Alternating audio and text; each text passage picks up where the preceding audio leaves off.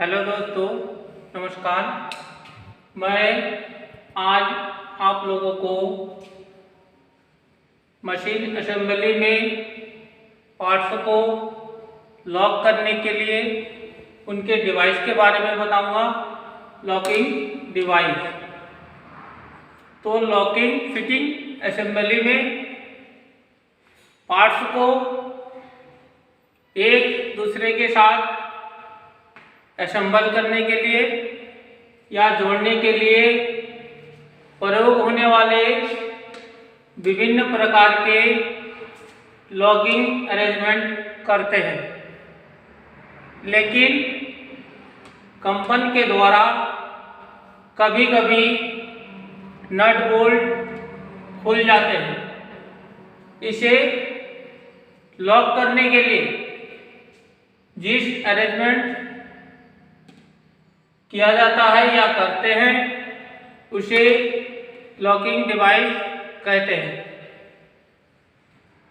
देखिए, इसमें पार्ट्स को लॉक करने के लिए कई विधियां हैं, यानी बहुत प्रकार की विधि से हम पार्ट्स को लॉक कर सकते हैं।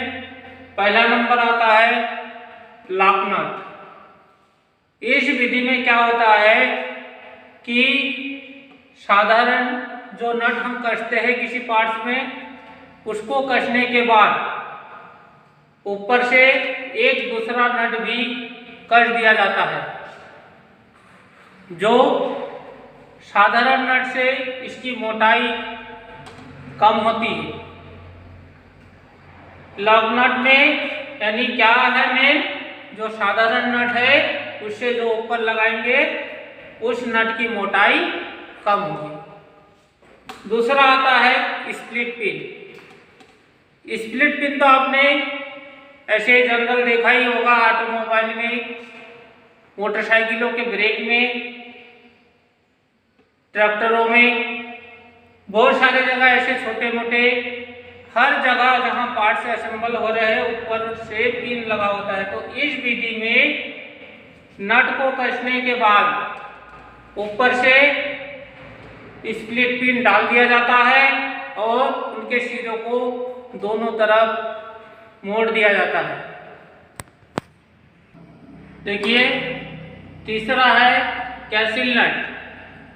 कैसिल नट, यहाँ इस विधि में इसकी ऊपरी सतह पर एक गोलाकार कॉलर बना होता है और प्रयोग होने वाले बोल्ट पर क्या बने होते हैं, सुराग, जिसमें पिन को फंसा करके दोनों तरफ मोड़ दिया जाता है। चौथा नंबर आता है आपका स्लॉटेड नट।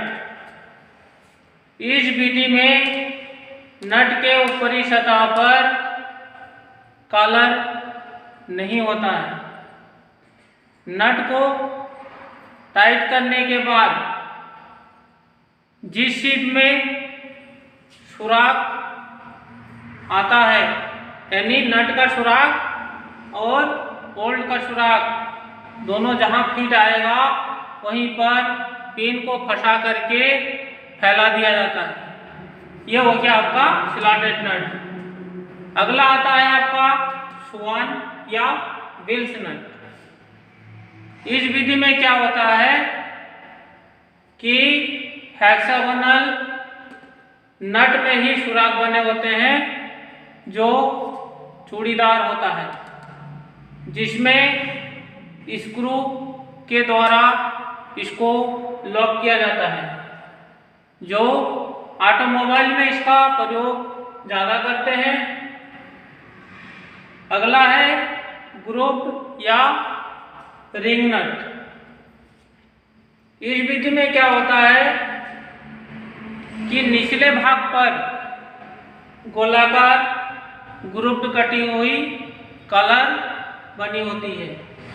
इसमें सेट स्क्रू के द्वारा इसको लॉक किया जाता है।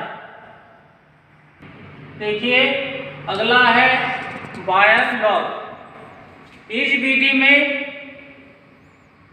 जब दो या दो से अधिक नज़दीक नज़दीक नट बोल्ट होते हैं तो इस विधि का प्रयोग करते हैं। यानी कौन सा लॉक? वायर लॉक विधि। इसमें स्टील के नरम तार को मोड़ करके नट के नीचे लॉक करते हैं।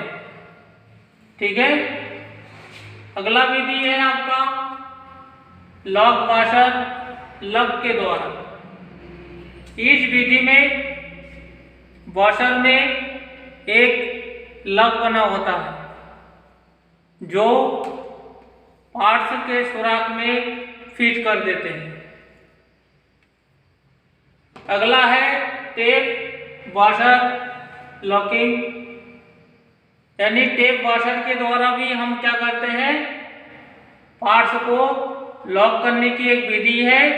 इस विधि में जाब का एक सिरा जाब की सतह के साथ 90 डिग्री पर मोड़ दिया जाता है। इस विधि का प्रयोग वहाँ करते हैं जो जाब किनारे में हो। यानी जाब के किनारे में जो नट बोल्ट होता है उसमें टेप वॉशर लॉकिंग विधि का प्रयोग करते हैं। अगला आता है आपका लॉकिंग प्लेट या स्टॉप प्लेट। इस विधि में क्या होता है कि नट को जाम करने के लिए एक प्लेट लगाई जाती है जिस पर 6 ग्रुप कटे होते हैं। इसमें नट को कसने के बाद प्लेट को स्क्रू के द्वारा जाब पर कस देते हैं।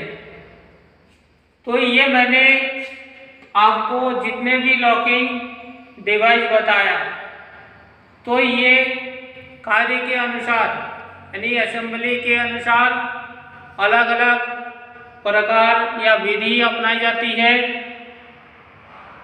जिससे हम असेंबली शॉप में कोई बाधा उत्पन्न नहीं होती है, जिससे हम ये कह सकते हैं कि मशीन पार्ट्स को असेंबल करने के लिए बहुत सारे विधियाँ अपनाई जाती है।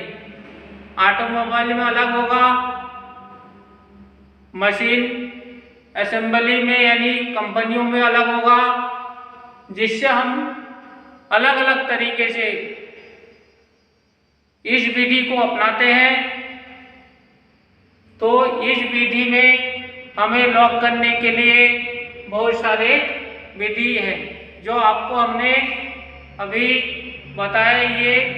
ये बहुत ही इम्पोर्टेंट विधि है जो परीक्षा में आने वाले होते हैं।